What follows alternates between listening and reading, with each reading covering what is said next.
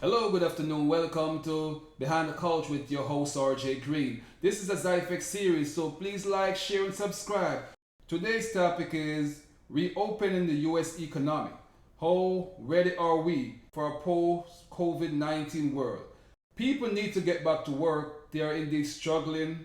A lot of people are suffering. No money to pay the rent, no money to buy food. People are reaching out. And what we can do is help our neighbors best as we can. But how long can we help our neighbors? What is the government doing? The government is trying their best, but are they moving fast enough? To the brave men and women on the front line fighting this pandemic, and also to those who succumb by this pandemic, you are all indeed heroes and heroines. People who stayed home also make tremendous sacrifice. Some don't know where the first meal coming from. Some don't know how they're gonna pay the rent. And they stayed at home wondering. It's a stressful time. It is a team effort, it's a country effort.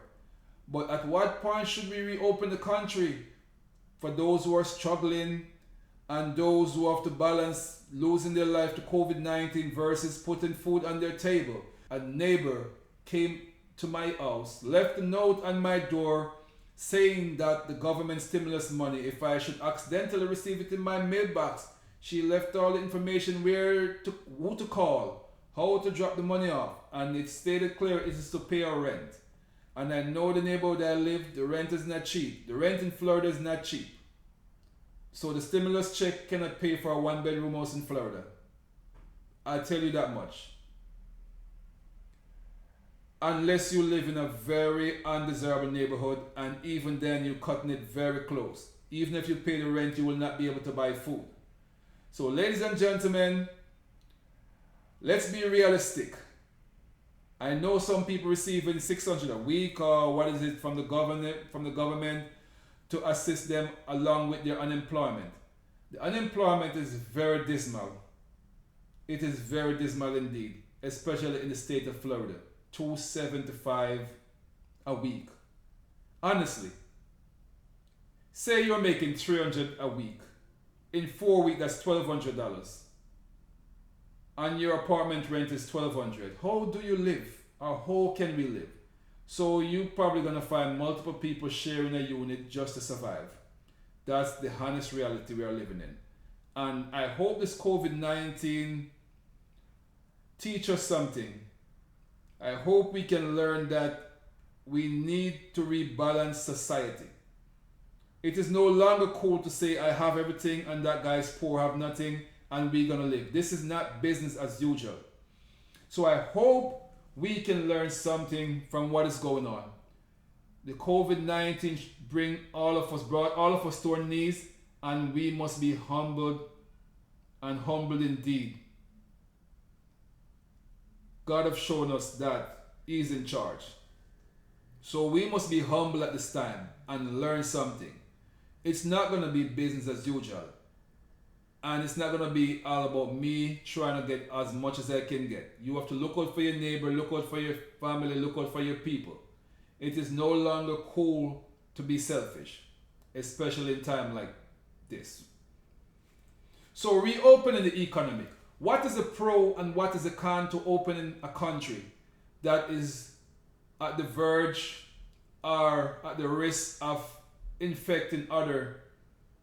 It is a tricky situation, but what is it that we can do? The pros of opening the country is we can get back to normalcy as soon as possible and provide jobs for people to feed themselves and to provide a roof over their head.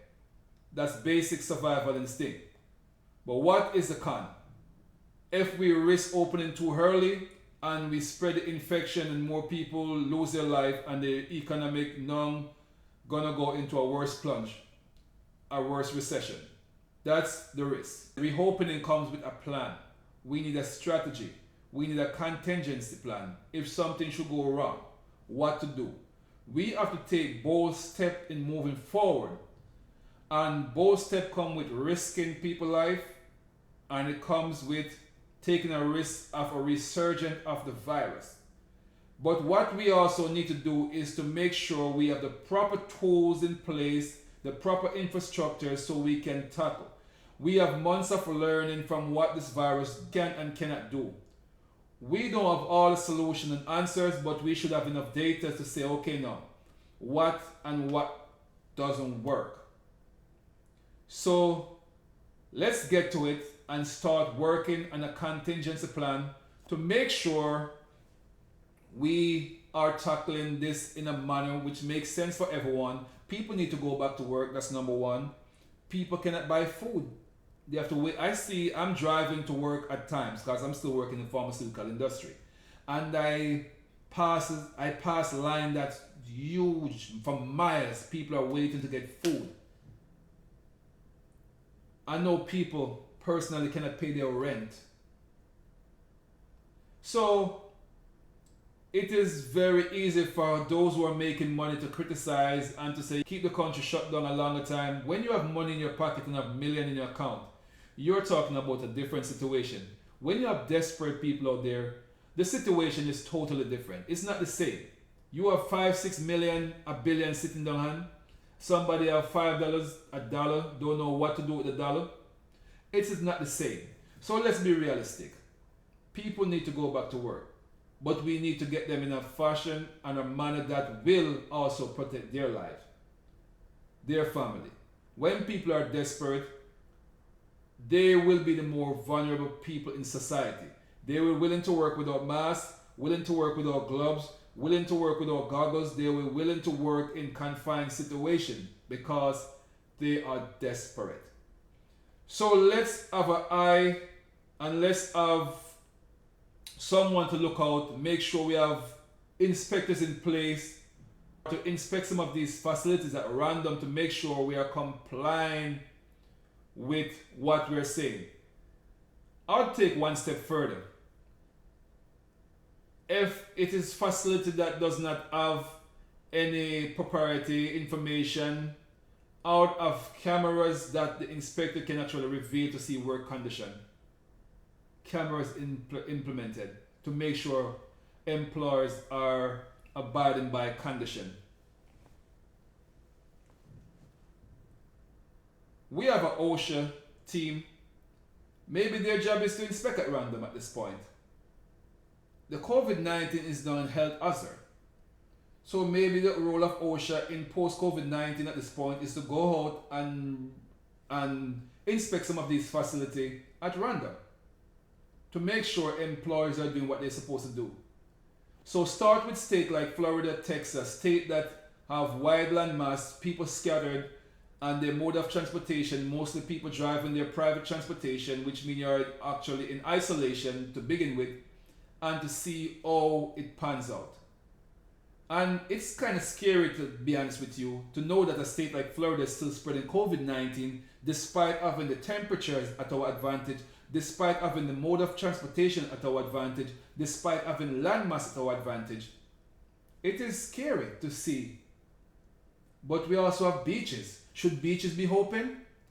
At this point, I would still hold off onto social gathering to a certain extent. Should the stadium be open? I'll still hold off until I get further information. So let's get ready. What we need to do is start to experiment at small scale. We have enough data to show us what is going on because, as I said, the country was not totally shut down. There's military still operating, medical facilities are still operating, pharmaceutical companies are still operating, firefighters, the first responders, police officers. A lot of the country is not locked down. But we have a lot of manufacturing jobs that are locked down, which is what support the country, the majority of the population, the blue-collar workers. They need to get back to work. But let's experiment or let's run data to see how we best can handle. But I would experiment with opening states that are warmer, spread out, and does not rely on a public transportation, and to see, and if we can't keep those states under control, then we are indeed going to be in big trouble. So until next time you're listening to Behind the Couch, it's not going to be business as usual, and we have to humble ourselves. It reset us all. We are all on the same level, all equal at this point, because we all are equally afraid to die. So at this point, moving forward, we need a foundation. The problem to me that is plaguing the US and many of the poor countries in the world are the rich countries is not because of the COVID 19. It's infrastructure and the distribution of wealth. Because if a country that have the distribution of wealth in a manner where people could save or can save enough money, they don't have to be relying on the government in the first place. You are out of a job 1 week and you're homeless in 1 week. It is an epidemic indeed. That's the real concern I am worried about. That seems more crazy than the virus. For the millions of people who are dying from starvation throughout the world, for people who are suffering, this is a worse scenario than the virus itself.